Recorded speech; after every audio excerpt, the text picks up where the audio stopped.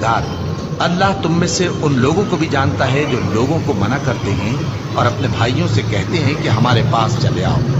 اور وہ لڑائی میں نہیں آتے مگر کم، یہ اس لیے کہ تم سے بخل کرتے ہیں۔ پھر جب ڈر کا وقت آئے تو تم ان کو دیکھو کہ تمہاری طرف دیکھ رہے ہیں اور ان کی آنکھیں اسی طرح پھر رہی ہیں جیسے کسی کو موت سے غشی آ رہی ہے۔